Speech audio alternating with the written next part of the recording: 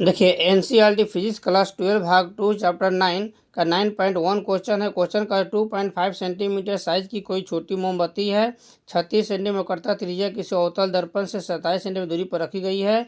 दर्पण से किसी पर्दे को कितनी दूरी पर रखा जाए कि उसका सुस्पष्ट प्रतिबिंब पर्दे पर पड़े। प्रतिबिंब की प्रकृति और साइज का वर्णन करना है। यदि मोमबत्ती को दर्पण की ओर ले जाए तो पर्दे को इस ओर हटाना पड़ेगा। इस तरह क्वेश्चन है तो कह रहा है 2.5 सेंटीमीटर साइज हो गया तो H1 हो गया 2.5 सेंटीमीटर और करता त्रिज्या 36 कह रहा हम लोग का, तो F निकाल लेंगे। F इक्वल टू R/2 हो गया तो 18 सेंटीमीटर हो गया करता त्रिज्या। और 27 सेंटीमीटर वस्तु की दूरी कह रहा है तो E हो गया 27 सेंटीमीटर। और V निकालना है, formula 1/F equal to 1/V plus 1/U। तो 1/F का मान हो गया -18, 1/V और U का मान हो गया 1/-27। और उस माइनस को इधर ले जाएंगे तो प्लस हो जाएगा। और 27 और 18 कैल्शियम लेंगे तो 54 हो जाएगा, यानी कि 18 × 54 और 27 दूनी 54, यानी कि इतना हो जाएगा हम लोग का। घटाएंगे तो -1/54 हो जाएगा।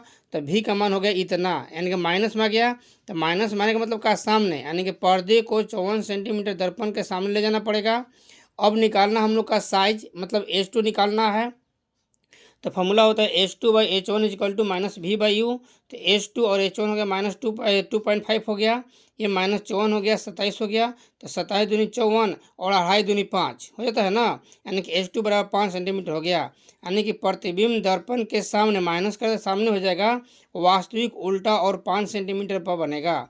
अब कह रहा है क्वेश्चन में कि यदि मोमबत्ती को दर्पण की ओर ले जाएं तो पर्दे को किस ओर हटाना पड़ेगा। तो हम बताए हैं, देखिएगा कि जैसे जैसे मोमबत्ती को नज़दीक ले जाते हैं ये प्रतिबिंब दूर बनता है। यानी कि मोमबत्ती को दर्पण की ओर ले जाएंगे तो पर्दे को दूर हटाना पड़ेगा।